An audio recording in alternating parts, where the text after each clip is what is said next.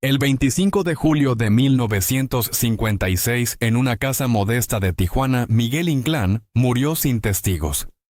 Afuera no había prensa, fotógrafos ni mariachis. Había silencio. Una cama estrecha y un médico escribiendo una frase fría en el acta: infarto agudo al miocardio. A más de 2.000 kilómetros en los estudios Churubusco, la noticia corrió de boca en boca. Había muerto el villano más odiado del cine mexicano. Pero casi nadie entendió que también había muerto uno de los hombres más buenos que había pisado aquellos foros. Durante años México lo insultó en la calle. Mujeres cambiaban de acera cuando lo veían venir. Niños se escondían detrás de sus madres. No veían a Miguel Inclán. Veían a don Pilar, el hombre brutal de nosotros los pobres. Veían a don Carmelo, el viejo ciego y perverso de los olvidados. El público no pudo separar la ficción de la vida, y esa fue su condena. Lo más cruel es que detrás de ese rostro temido había un hombre tímido, pobre, disciplinado y generoso. Compartía su sueldo con actores jóvenes. Llegaba antes que todos al foro para no retrasar a nadie. Ayudaba a técnicos extras y mujeres explotadas. Mientras la pantalla lo convertía en monstruo, la vida real lo obligaba a ser protector. Para entender esa contradicción hay que volver a 1897 a la Ciudad de México, donde nació Miguel Inclán Delgado. No llegó al mundo entre lujos. Nació entre caminos, lonas y escenarios improvisados. Su padre dirigía una compañía de teatro ambulante. Su madre hacía milagros con el poco dinero que entraba a la casa. Antes de vivir con estabilidad, Miguel aprendió a vivir en movimiento. Su infancia tuvo carromatos, polvo, ropa remendada y funciones nocturnas, mientras otros niños dormían en una cama. Él dormía en sillas unidas o entre cajas de vestuario. Mientras otros jugaban en la calle, él observaba cómo se levantaba una carpa, cómo se preparaba un actor y cómo un público podía reír o condenar. En esas carpas aprendió una verdad que lo marcó para siempre. El público puede amar y castigar con la misma fuerza. Si una escena no funcionaba, llegaban los chiflidos. Si un drama no dolía, el silencio era una sentencia. Miguel creció bajo esa escuela dura, donde cada noche era un examen y donde el respeto no se pedía, se ganaba. Su hermana Lupe también creció entre esas lonas. Con el tiempo, Lupe Inclán se convertiría en una de las figuras más queridas de la comedia mexicana. Ella provocaba risa con una mirada, con una ceja levantada. Con el gesto de una mujer del pueblo, Miguel caminó hacia el otro extremo. Ella sería recordada por la risa, él sería recordado por el miedo. En los años 20, las carpas se volvieron un espejo del país. Allí se hablaba de políticos corruptos, caciques, borrachos, ladrones y hombres rotos. Miguel empezó con papeles pequeños: un campesino, un soldado cobarde, un borracho. A veces aparecía solo unos minutos. Pero algo en sus ojos quedaba clavado en la memoria del público. No era un galán. Nunca lo fue. Tenía la frente amplia, las cejas espesas, los pómulos marcados, la mandíbula dura y una mirada que podía enfriar una sala. Otros actores soñaban con ser héroes románticos. Miguel comprendió que su fuerza estaba en el silencio, en la amenaza que no necesita gritos, en la crueldad contenida que se siente antes de pronunciar una palabra.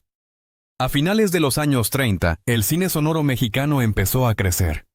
Las carpas seguían vivas, pero la pantalla prometía otra clase de eternidad. En 1938, Miguel cruzó por primera vez la puerta de un estudio para aparecer en Nobleza Ranchera. No era protagonista, era apenas una presencia al fondo, un hombre de rostro duro, una sombra entre muchas. Pero la cámara descubrió algo que el teatro ya sabía: ese rostro tenía poder. Los años 40 lo empujaron al centro de una industria que necesitaba héroes. Charros, madres y sufridas y villanos memorables. En los de abajo, el charro negro y cuando los hijos se van. Miguel empezó a repetir un destino. No era quien salvaba a la muchacha. No era quien recibía el beso final. Era el cacique, el traidor, el matón. El hombre que hacía que el público apretara los dientes. El punto de no retorno llegó en 1944 con María Candelaria. Dirigida por Emilio el Indio Fernández, la historia necesitaba a don Damián, una figura del poder podrido del deseo sucio y de la codicia. Cuando Miguel entró al despacho, Fernández vio su forma de caminar, su mirada, su timidez mezclada con firmeza, y entendió que don Damián ya tenía cuerpo. En María Candelaria, Miguel no fabricó un demonio falso, construyó un hombre nacido de un país desigual. Cada gesto de don Damián cargaba clasismo, abuso y dominio. Frente a Dolores del Río, su deseo parecía una amenaza. Frente a Pedro Armendáriz, su poder parecía una sentencia. El público lo odió. La película fue celebrada. Pero la victoria artística trajo una condena silenciosa. Desde entonces, muchos dejaron de ver a Miguel como actor versátil y empezaron a verlo como la cara perfecta del mal. Después vino 1948, el año en que el odio salió de la pantalla y comenzó a perseguirlo por las calles. Nosotros los pobres convirtió a Pedro Infante en símbolo de nobleza popular. Pero para que Pepe el Toro brillara con tanta fuerza, alguien debía encarnar la miseria moral absoluta. Ese hombre fue Don Pilar. Don Pilar no era un villano común, era un padrastro violento, un marihuano desesperado. Un hombre destruido por el vicio y capaz de descargar su rabia contra una mujer indefensa. La escena en la que ataca a la madre de Pepe el Toro quedó grabada como una herida en la memoria de México.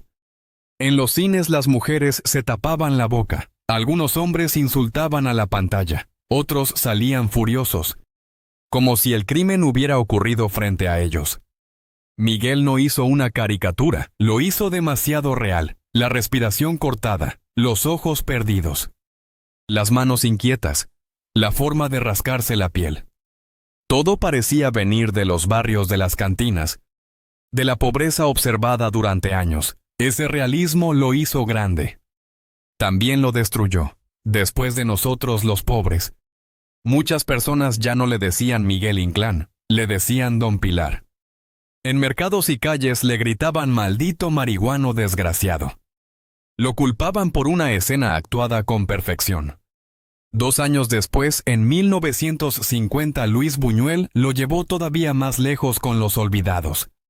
Buñuel quería mostrar la infancia rota en los barrios más duros de la capital mexicana. Necesitaba a un personaje que no representara solo maldad individual, sino una podredumbre social. Miguel interpretó a Don Carmelo, un viejo ciego que parecía digno de lástima, pero que en realidad explotaba niños. Manipulaba a los débiles y acosaba a Meche con falsa ternura y amenaza. Don Carmelo fue insoportable porque parecía posible, no era un monstruo de cuento. Era un hombre que podía existir en cualquier calle oscura. Su bastón, sus gafas, su voz melosa y su sonrisa torcida ocultaban una corrupción profunda. Cuando Los Olvidados fue atacada por mostrar una imagen brutal de México, Don Carmelo se volvió el rostro de aquello que muchos querían negar. Y otra vez el pueblo confundió el símbolo con el actor. Pero quienes trabajaban con él sabían otra verdad. En los estudios, silencioso y amable, obediente, sabía sus líneas, respetaba a los directores. No pedía privilegios, mientras la gente lo imaginaba cruel. Él llegaba temprano con pan y café para técnicos que ganaban poco. Si veía a una extra llorando porque no tenía dinero para volver a casa, sacaba un billete sin hacer ruido. Si un actor joven no podía pagar la renta, compartía parte de su sueldo. En su casa lo esperaba Enriqueta Reza, su esposa, su compañera y su refugio. Ella también era actriz y conocía la dureza del oficio. No eran una pareja de revistas ni de escándalos. Eran 2 trabajadores del cine. Enriqueta conocía al hombre detrás del villano. Sabía que Miguel nunca disfrutaba la crueldad de sus papeles. Sabía que cada personaje oscuro le dejaba una carga en el pecho. Después de filmar escenas violentas, Miguel volvía triste. Una vez le confesó a Enriqueta que le dolía llevar tanta maldad en la piel. No era remordimiento porque todo era actuación. era agotamiento. Pero no rechazaba esos papeles, necesitaba trabajar, tenía familia que sostener. Y entendía que su trabajo hacía brillar a los héroes. La ironía era cruel. El hombre que trabajaba en películas inmortales vivía con lo justo. Miguel no tenía mansión ni coche de lujo. La fama le dio odio, pero no riqueza. Le dio reconocimiento en la pantalla, pero no descanso en la vida.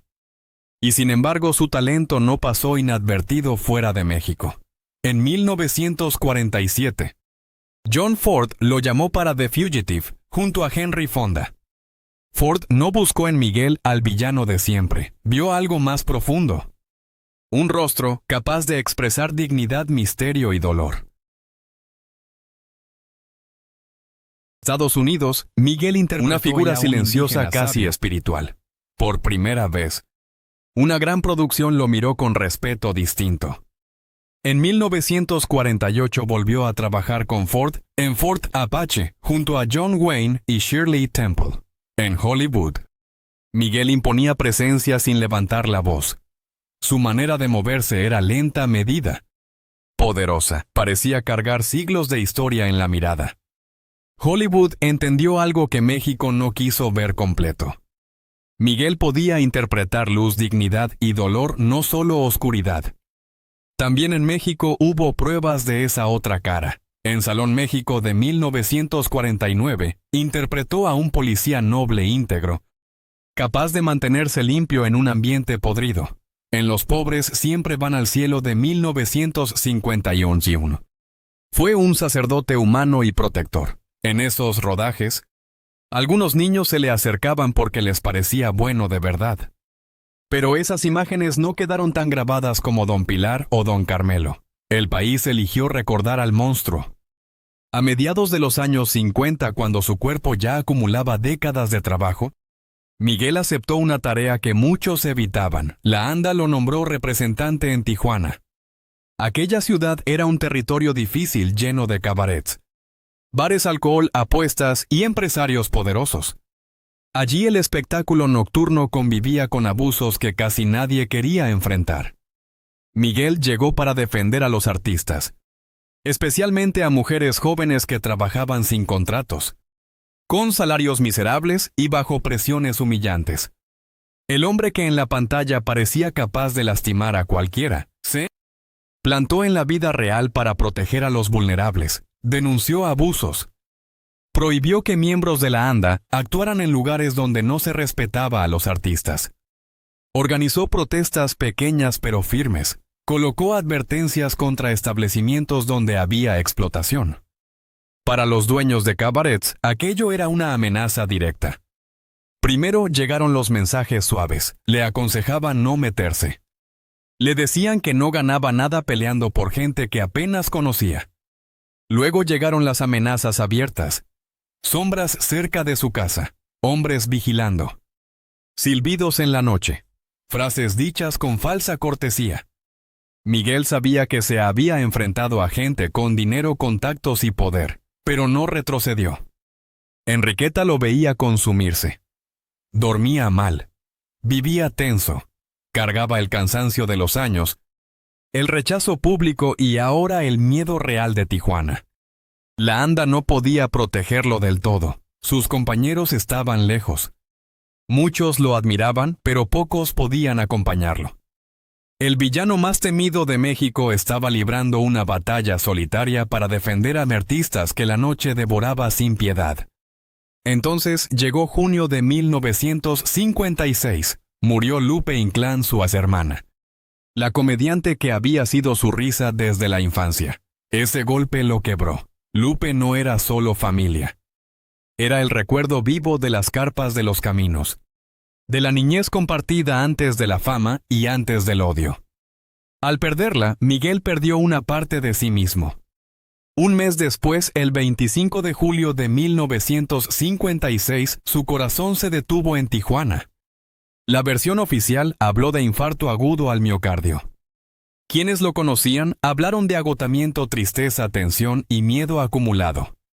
No fue una muerte espectacular, no hubo despedida multitudinaria. No hubo grandes homenajes, murió lejos de la gloria, en la misma ciudad donde había decidido enfrentar a los abusadores del espectáculo nocturno.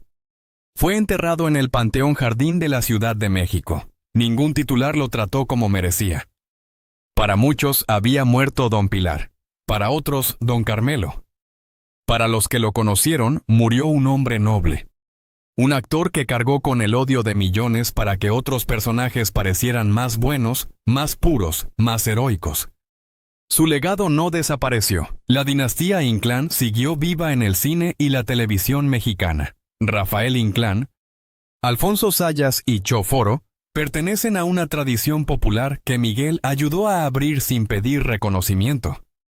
Él no tuvo la fama cómoda de los galanes ni el aplauso fácil de los cómicos. Tuvo algo más duro, la inmortalidad del personaje que el público no puede olvidar. Hoy al mirar otra vez, Nosotros los pobres o Los olvidados, es fácil odiar a don Pilar y estremecerse ante don Carmelo. Pero detrás de esos rostros estaba Miguel Inclán Delgado, nacido en 1897. Formado entre carpas, descubierto por el cine en 1938. Consagrado en 1944, respetado por Hollywood en 1947 y 1948.